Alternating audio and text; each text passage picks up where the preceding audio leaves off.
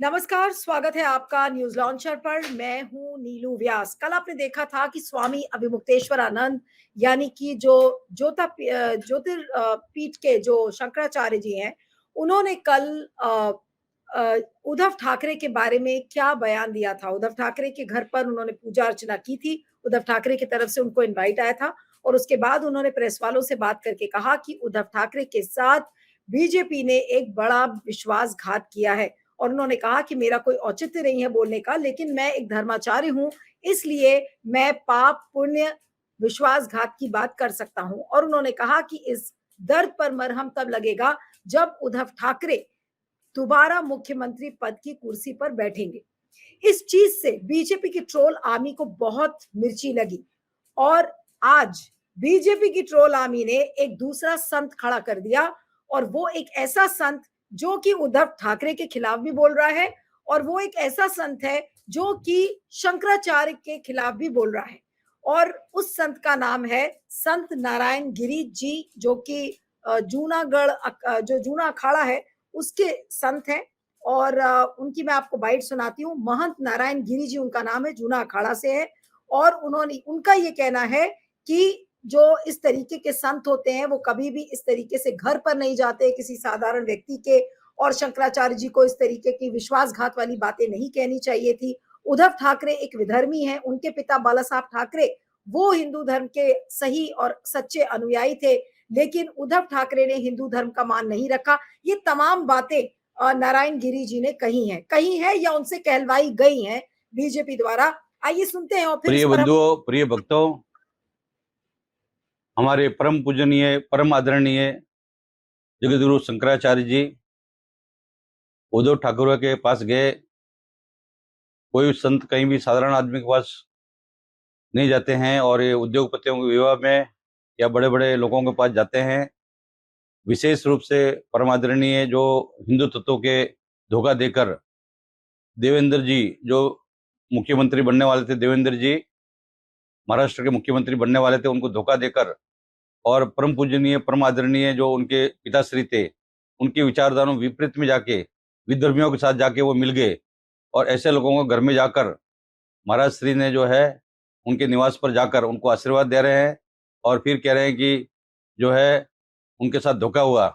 धोखा तो उन्होंने दिया, उद्धव ठाकरे ने धोखा दिया, हिंदू समाज को धोखा दिया, हिंदू हिंदू पूरा संपूर्ण हिंदू समाज को धोखा दिया।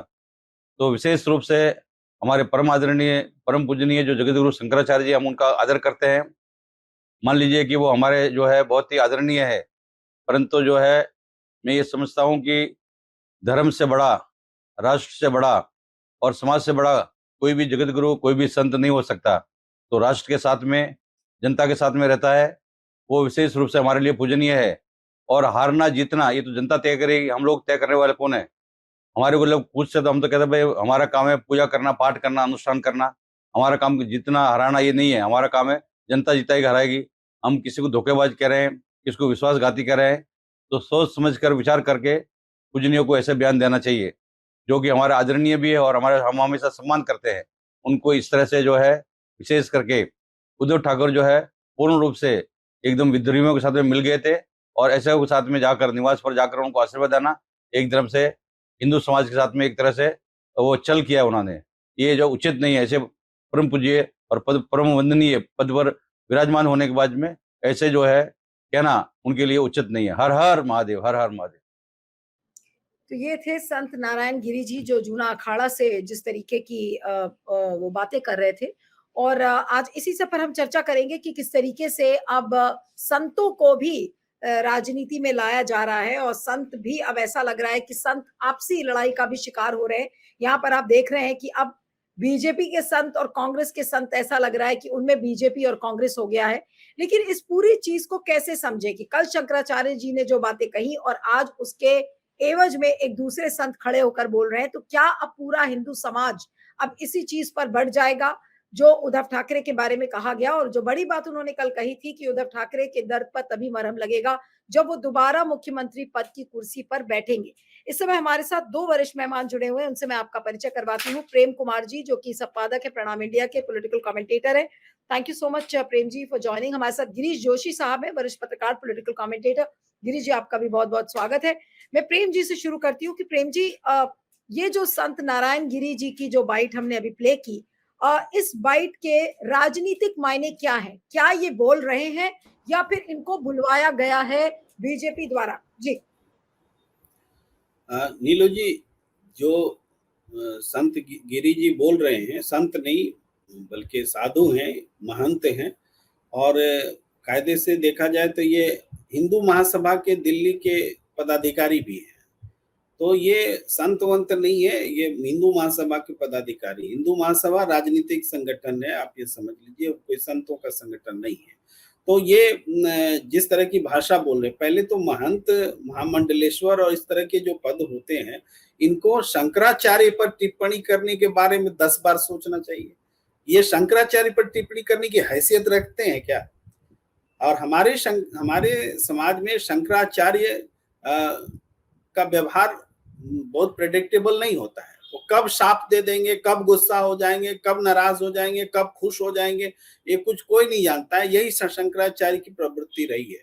और वो बात स्वामी ये अभिमुक्तेश्वरानंद सरस्वती में दिखती है। ये कब क्या बोलते हैं वो प्रेडिक्टेबल नहीं रहता है। कई बार नरेंद्र मोदी जी की तारीफ भी करते हैं, कई बार नरेंद्र मोदी को शाप भी देते हुए आप सुने होंगे कि इन्होंने प्राण प्रतिष्ठा मुहूर्त देखकर नहीं करवाई, और इन्होंने हमारी बात नहीं सुनी, इनका बुरा होगा, पुण्य पाप, ये सब कहते रहते हैं। ये शंकराचार्य का अपना स्वभाव होता है। सही और गलत ठहराने के लिए संतों के बीच में भी एक व्यवस्था है, उसके तहत सही और गलत ठहराया जा सकता है। तो ये जो नारायण गिरी जी बोल रहे हैं, मैं तो कई बार इनके साथ टीवी चैनल में भी बैठा हूँ, और इनको हमेशा हमने भारतीय जनता पार्टी के प्रवक्ता ही के तौर पर बात रखते देखा है। ये कोई साधु संत वाले, और हमने बताया भी जब हिंदू महासभा के वो दिल्ली के पदाधिकारी हैं तो उनका राजनीतिक उनकी निष्ठा स्पष्ट है। अब वो कहते हैं कि ऐसे नहीं होना चाहिए, वैसे होना चाहिए। उद्धव ठाकरे को वो बोलते हैं कि विधर्मी से मिल गए। अरे कौन है विधर्मी? बीजेपी छोड़ के बाकी सब लोग विधर्मी है क्या? कि बीजेपी के साथ चल गए तो धर्मनिष्ठ लोगों से जुड़ गया, वो युधिष्ठिर है बीजेपी। अब बाकी जो कौरव हैं, ये सब तय करने वाले नारायण गिरी कौन होते हैं? तो ये नारायण गिरी की हैसियत नहीं है कि शंकराचार्य की बात को काटे, और न तो उनकी अपनी कोई ऐसी प्रतिष्ठा है कि उनकी बात को हम गंभीरता से लें। हाँ, बीजेपी की जो ट्रोल आर्मी है, वो ट्रोल आर्मी जो भाषा बोल रही है वही भाषा नारायण गिरी बोल रहे हैं। तो हम बोल रहे हैं one of the soldier of that troll army ये है नारायण जी, इससे ज्यादा इनका परिचय नहीं लगता इससे। तो ये आप मानिए। और हाँ, जो बात शंकराचार्य ने कही उसकी समीक्षा, हम लोग समीक्षक होने के नाते तो किसी की भी समीक्षा करते हैं, वो हमारा अधिकार है। तो हम शंकराचार्य की भी समीक्षा कर सकते हैं कि उन्होंने क्या बोला। शंकराचार्य ने उद्धव ठाकरे को के फिर से मुख्यमंत्री होने की कामना की। दरअसल उन्होंने पूजन किया उनके फिर से ये मुख्यमंत्री होने के हिसाब से। तो ये उनको करना चाहिए कि नहीं करना चाहिए, लेकिन उन्होंने किया। अब किया तो उद्धव ठाकरे के लिए वो वेल विशर हो गए कि ये मुख्यमंत्री बनेंगे, तभी उनके जो पापियों को दंड मिलेगा। ये उनका सोचने का तरीका है। मैं इस बात से बहुत सहमत नहीं होता है, इन चीजों से बहुत दूर ही रखता हूँ, सही और गलत में नहीं पढ़ना चाहता, लेकिन उनका एक व्यवहार है जो दिखता है। और जो बात संतों ने कही थी वो बात तो सब लोग मानने को मजबूर हुए। इन्हीं अभिमुक्तेश्वरानंद ने कितनी बातें नरेंद्र मोदी जी के लिए कही, लेकिन नरेंद्र मोदी जी आकर के उनके पैर छू रहे हैं कि नहीं छू रहे। तो इसका मतलब है कि शंकराचार्य के इस स्वभाव से नरेंद्र मोदी जी ज्यादा बेहतर तरीके से उनको समझते हैं बनिस्पति इस महंत जी के, नारायण जी के जो समझ रहे हैं। नरेंद्र मोदी जी उनके खिलाफ बोल रहे हैं। जो उसका दूसरा मायने है वो ये है कि क्या अब बीजेपी की जो ट्रोल आर्मी है, क्या वो देख ही नहीं रही है कि अनंत अंबानी की शादी में मोदी जी ने जिस शंकराचार्य के पैर छुए, आज उसी शंकराचार्य के पीछे पड़ी हुई है ट्रोल आर्मी, और उन्हीं को ऐसे ऐसे प्यादों को खड़ा कर रही है जो कि उनको बुरा भला कह रहे हैं। तो या तो ट्रोल आर्मी बीजेपी की बात सुन नहीं रही है, मोदी जी की बात सुन नहीं रही है। ये दूसरे मायने इसके ये है। जी प्रेम जी। देखिए, शंकराचार्य भी देश के बारे में अपनी समझ रखते हैं, राजनीति की दिशा को सही और गलत के हिसाब से समझते भी हैं और उसके प्रति आशीर्वाद या कोप का भाव रखते हैं। स्वामी दयानंद सरस्वती, मेरे ख्याल से मैं अगर सही नाम ले रहा हूँ, होते थे इनसे ऊपर गुरु, जो अटल बिहारी वाजपेयी जी भी उनके पास जाया करते थे और कई बार उन्होंने मध्यस्थता भी की थी बाबरी मस्जिद मामले में। तो उनकी एक धारा थी, उस धारा को हम लोग बाहर से देखते तो लगता था ये प्रो कांग्रेस की धारा है। अब उनके ही शिष्य हैं तो ये उसको हो सकता है उस राजनीतिक धारा को वो आगे ले चल रहे हो, इससे इनकार नहीं किया जा सकता। लेकिन पहले कभी भी किसी भी हिंदू धर्म के या राजनीतिज्ञों की इतनी हिम्मत नहीं होती थी कि कोई कह दे कि शंकराचार्य सरस्वती जी कांग्रेसी हैं, इतनी हिम्मत किसी की नहीं होती थी। लेकिन आज खुल करके कोई कांग्रेसी बता रहा है, कोई भाजपाई बता रहा है। इसका मतलब क्या है? बीजेपी ने जो डिविजिव पॉलिटिक्स, विभाजनकारी नीति को बढ़ावा दिया है, वो विभाजनकारी नीति अब भस्मासुर हो गई है। हिंदुओं को भी बांटने लगी है, संतों को भी बांटने लगी है। ये हिंदू अच्छा है, ये हिंदू अच्छा नहीं है, ये विधर्मी है, ये धर्मी है। ये खुद जब हम ही लोग आपस में अगर बांटेंगे, हम हिंदू हैं और हिंदू आपस में एक दूसरे को विधर्मी और धर्मी तय करने लगेंगे तो ये तो सत्यानाश हो जाएगा। ये भस्मासुरी प्रवृत्ति है जो कि विभाजनकारी पॉलिटिक्स के ने इसको थोप दी है हम पर। सचेत हो जाना चाहिए देश में हर उस व्यक्ति को जो धार्मिक है, जो अपने आप को हिंदू मानता है, धर्मनिष्ठ मानता है, उसको सचेत हो जाना चाहिए। तुम होते कौन है शंकराचार्य पर उंगली उठाने वाले? शंकराचार्य गलत बोले तो उसको उस उचित फोरम में समझा जाएगा। इस हिसाब से हम लोग पॉलिटिकल डेमोक्रेसी में रहते हैं, तो डेमोक्रेटिकली आप एक नागरिक के तौर पर बोलिए ना, कौन आलोचना करता है। लेकिन महंत बन करके, साधु और बन करके आएगा तो आपको हिरार्की का पालन करना पड़ेगा कि कौन बड़ा है कौन छोटा है, वो मानना पड़ेगा। प्रेम कुमार के लिए कोई जरूरत नहीं है कि हम हिरार्की का पालन करें। हम नारायण गिरी की भी आलोचना कर सकते हैं, अभिमुक्तेश्वरानंद सरस्वती की भी कर सकते हैं। तो इस चीज को हर व्यक्ति को समझना पड़ेगा। जी ठीक है, अब मैं गिरीश जी के पास आती हूँ कि गिरीश जी, आप संत नारायण गिरी, महंत नारायण गिरी का जो ये स्टेटमेंट है, आप इसको किस तरीके से देखते हैं? जी नीलू जी, पहले तो ये देखना पड़ेगा कि ये मैटर तो कम से कम 2 दिन से चल रही है, सब मीडिया में डिस्कस हो रहा है। आज ही ये कैसे नारायण गिरी जी आ गए, क्योंकि आप 2 दिन से कश्मीर की हालत देख लो। ये इनका जो एजेंडा वो इसलिए फेल करना जरूरी है कि कभी भी जब ऐसा कोई मुद्दा निकलता है तब आप बैकग्राउंड में देखिएगा, बहुत ही कोई जवाब देने वाली जो बात होती है जहां से इनको मुंह छुपाना पड़ता है, तो ये ऐसा कुछ ना कुछ खड़ा कर देते। अभी जैसे प्रेम कुमार जी ने उनका बायोडेटा ही दे दिया कि वो विश्व हिंदू परिषद के एजेंट है, तो फिर अब उसमें स्वामी जी वाली कोई बात रहती ही नहीं है, उनको स्वामी क्लासिफाई नहीं किया जा सकता है। अब बेसिक आप डिफरेंस देख लो, ये सब आदरणीय है जो भी है, इनको हम उनका विरोध नहीं करते, लेकिन आप बेसिक स्ट्रक्चर देख लो कि शंकराचार्य जी का और ये नाथ संप्रदाय का कहीं पे कोई कॉम्बिनेशन नहीं है। वेस्ट बंगाल में और पंजाब में ब्रिटिश टाइम से ये जो योगी होते थे, इन लोगों को जब छोड़ा गया था तो इनका प्राइम रिस्पॉन्सिबिलिटी था कि वो योगासन सिखाएंगे, कैसे हेल्थ अच्छी रखनी है, क्योंकि उस वक्त मेडिकेशन नहीं था। तो वो योगी योगी जोगी जोगी बोल के ये जोगी बन के घूमते थे, तो एक योगी संप्रदाय बन गया। इनका प्रिंसिपल काम था आदमियों को फिजिकली और मेंटली हेल्दी रखना। शंकराचार्य का पूरा रोल ही अलग था। वो अद्वित्व वेदांत का एक स्कूल का जो कॉन्सेप्ट था, जो आदि शंकराचार्य ने दिया था कि भाई आप हिंदू रिलीजन का क्या मूल उद्देश्य है, हिंदू रिलीजन में आपको कैसे जीना है, वो सिस्टम ऑफ लिविंग, और ये सिखाते थे। तो इनका और इनका कोई रोल है ही नहीं यहाँ पे, ये कोई कॉम्बिनेशन नहीं, इसमें पॉलिटिकल मोटिव के अलावा कुछ भी नहीं है। इनको माइंड डाइवर्ट करना है दूसरा जो हिंदुस्तान में हो रहा है, क्योंकि अभी मोदी जी जहां पर भी जाके आए, ऑस्ट्रेलिया, रशिया, वहां पे इन्होंने बड़े धड़ल्ले से 370 की बात करी है। वो 370 का फ्यूज तो आपका एक हफ्ते से आतंकवादी उड़ा रहे हैं। तो ये देखना पड़ेगा कि ये सब करने के पीछे इनका उद्देश्य हमेशा अलग होता है। और अगर ये इनको शंकराचार्य जी के खिलाफ ही बोलना था, तो फिर इन्होंने फडणवीस का नाम लेके क्या एस्टैब्लिश करना चाहा कि वो अपना भी तो पक्ष रख रहे हैं ना। आपने शंकराचार्य से विरोध था तो उसका बोल देते, फिर फडणवीस जी ये कर रहे हैं, फडणवीस, तो ये बिल्कुल पॉलिटिकल स्टेटमेंट है, इसको धर्म से कोई लेना देना है नहीं।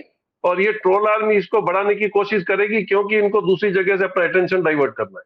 नहीं, लेकिन गिरीश जी, आपने तो 2 बातें कही कि ये ध्यान डाइवर्ट करने की कोशिश कर रहे हैं। एक तरफ जम्मू कश्मीर में जिस तरीके से लगातार आतंकवादी घटनाएं बढ़ रही हैं, कल केदारनाथ मंदिर की भी बातचीत हुई थी कि वहां पर एक बड़ा सोना घोटाला हुआ है, तो क्या इन दोनों चीजों से ध्यान भटकाने का काम ये महंत नारायण गिरी कर रहे हैं कि और आज उन्होंने गोदी मीडिया को शाम के प्राइम टाइम के लिए मसाला भी दे दिया कि आज लड़ो खूब, कबूतर और उसके कबूतर वाला जो लड़ाई होती है करो उसको बुरी तरह से और ध्यान भटकाओ जो रियल इश्यूज हैं। आज क्या वो मसाला भी दे दिया उन्होंने ये बाइट से?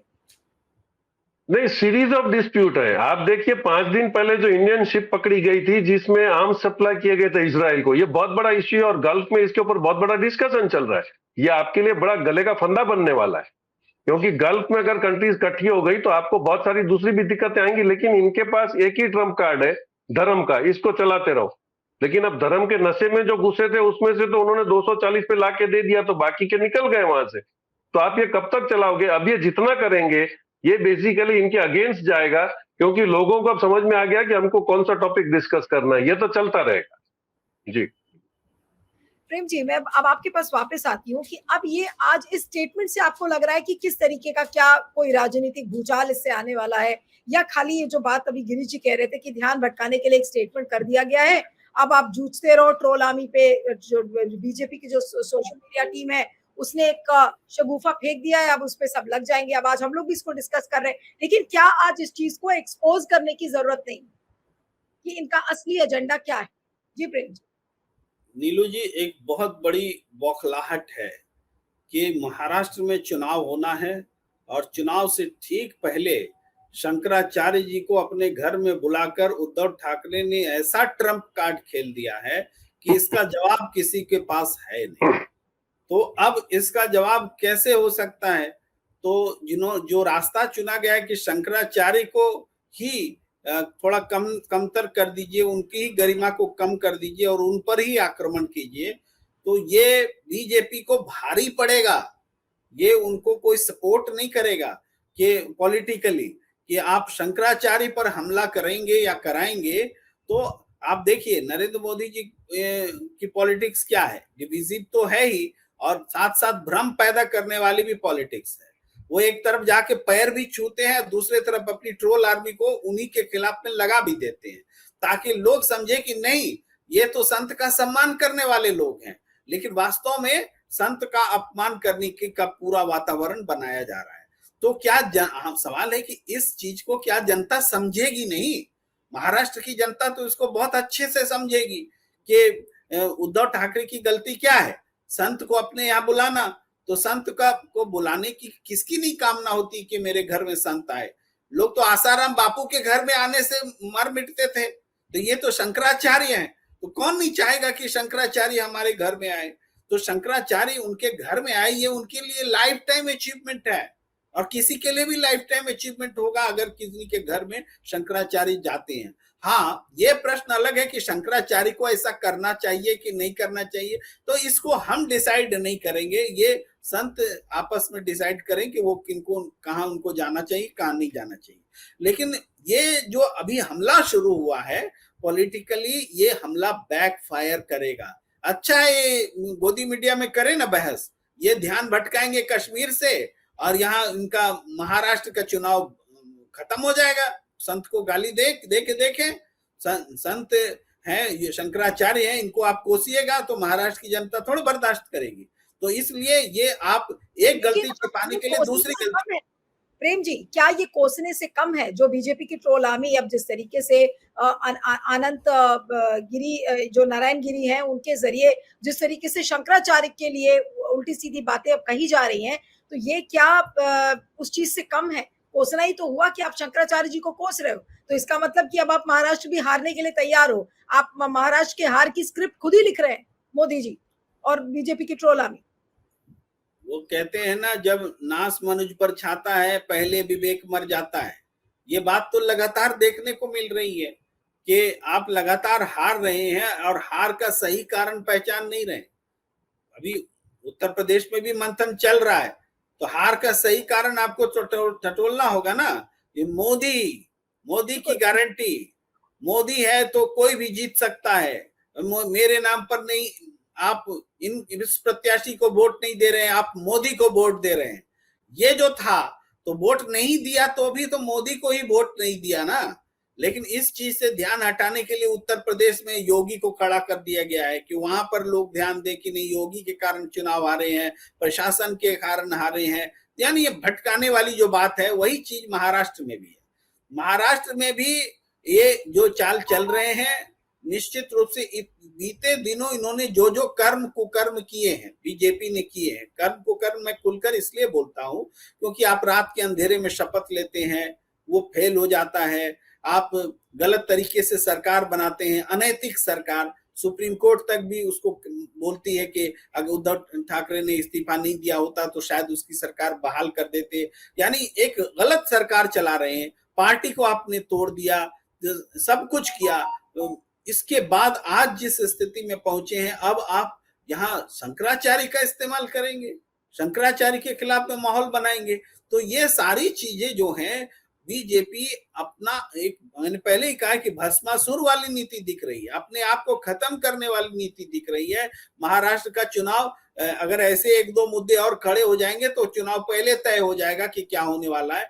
महाराष्ट्र में इस बार कोई जीतेगा हारेगा सिंपल ऐसा नहीं होगा, सफाया हो जाएगा, सफाया।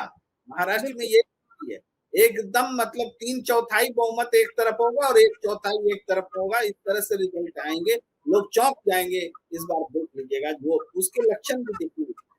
बिल्कुल प्रेम जी, आपने सही कहा कि जनता तो ये सब देख रही है और महाराष्ट्र की जनता देखेगी, हरियाणा की जनता देखेगी और उसी तरह से झारखंड की जनता भी देखेगी कि किस तरीके से शंकराचार्य को ही कोसने में लग गई है बीजेपी। क्या कहेंगे अंत में? गिरीश जी, मैं अब आपके पास आती हूँ कि क्या हार से सबक बीजेपी कोई नहीं सीख रही है और ना मोदी जी सीख रहे हैं, ना मोदी जी की ट्रोल आर्मी सीख रही है। हम लोग सब ये शुरू में बातें करने लगे थे कि हो सकता है कि चीजें धीमी पड़ जाएं, हो सकता है कि सबक सीख लें, लेकिन अब जिस तरह से चीजें आगे बढ़ रही हैं, ऐसा लग रहा है कि उसी स्टाइल में ही बीजेपी चल रही है। तो इसका मतलब ये है कि जो काम करने का बीजेपी का तरीका है कि हम सुधरेंगे नहीं, हम उसी स्पीड से, उसी स्केल पे हम आगे बढ़ते जाएंगे। और मोदी जी ने तो कहा है कि अब तो मैं 3 गुना ज्यादा स्पीड से काम करूंगा। दिल्ली से मॉस्को तक उन्होंने यही बात बोली है कि मैं 3 गुना ज्यादा स्पीड से काम करूंगा, 3 गुना ज्यादा कमिटमेंट से काम करूंगा अपने तीसरे कार्यकाल में। तो क्या ये सेल्फ डिस्ट्रक्ट बटन खुद ही मोदी जी दबा रहे हैं और मोदी जी की ट्रोल आर्मी उसमें उनकी मदद कर रही है? नहीं नीलू जी, 3 स्पीड में काम करेंगे तो 303 से 240 पे आ गए हैं, तो अभी 80 पे आ जाएंगे 3 गुना ज्यादा जोर लगाएंगे तो। वो सीधी सी बात। आप एक बेसिक चीज समझ लीजिए कि ये अटेंशन डाइवर्ट करने का इनका टैक्टिस है। महाराष्ट्र हाथ से जा रहा है, उनको पता है। यूपी के अंदर जो डिस्प्यूट चल रहा है, और इनको ये पता है कि जैसे योगी आदित्यनाथ को छेड़ेंगे, नाथ संप्रदाय ऑल ओवर इंडिया बना हुआ है, नाथ संप्रदाय बहुत पावरफुल है।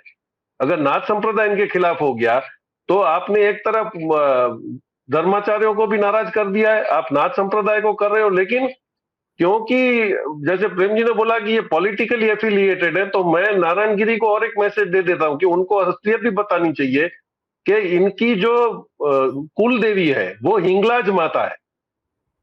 बलूचिस्तान पाकिस्तान में हिंगोल नदी पे एक माता का मंदिर है, हिंगलाज माता का, जिसमें आज भी हिंदू और मुस्लिम सब जाते हैं। और मेरे को पता है क्योंकि वहां से एक पैदल रास्ता पहले जाता था, आज भी वो एग्जिस्टिंग है वहां पे, अभी कर नहीं जाते हैं। तो जो भी जाते थे उनको पाकिस्तानी आर्मी भी डिस्टर्ब नहीं करती थी, क्यों? उनको पता था ये रूट पे वो मंदिर पे जा रहे हैं। तो इनको ये पता है कि वहां पे विधर्मी आप किसको बोल रहे हो, आपकी जो कुल देवी है उसको तो मुसलमान भी मानते हैं। तो इनको ये अपना इतिहास नहीं भूलना चाहिए। और आपको जो योगासन के लिए बताया गया है, तो आपके शरीर से तो नहीं लगता है कि आप योग का प्रचार करते हो।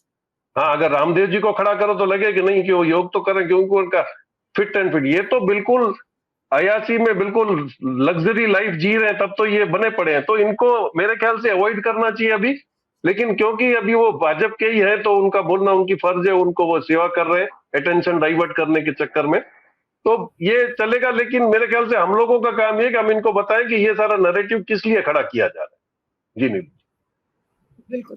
आप दोनों का बहुत बहुत शुक्रिया। Thank you so much Prem ji, Girish ji, thank you very much.